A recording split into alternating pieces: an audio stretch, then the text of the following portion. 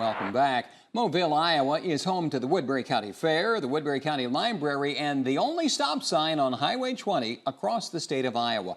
But it does not have a museum. However, that's about to change as we hear in this edition of Hometown History. When I was 16 years old and going to high school here in Moville, I asked people, why don't we have a museum in Moville? Now Grace Linden and a host of others are creating a new museum in this former bank building.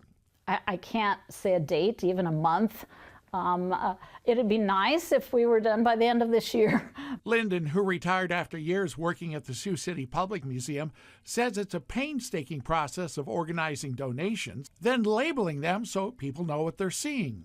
We were named for Moville, Ireland, so we have things from Moville, Ireland.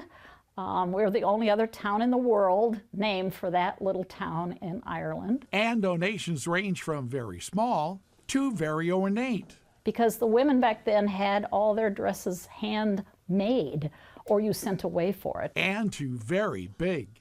I want to show you our butcher block from the butcher shop here in Moville, and it's probably 500-600 pounds. We had 5 guys lifting that to get it in the building. The old bank building itself has a history. It was robbed twice in the 1930s. The tellers standing here, and at that time probably were men, they weren't all women.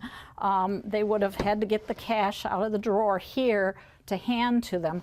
The head cashier was kidnapped in the second robbery. So here's the vault door. We never wanted it to ever close, so we put these file cabinets in front of it. And forced to hand over money from the safe. This is the safe that has been in the bank since it opened, and no one wanted to move it. New safeguards were put in place in 1934. I can't believe how thick the glass is. The thick glass is bulletproof.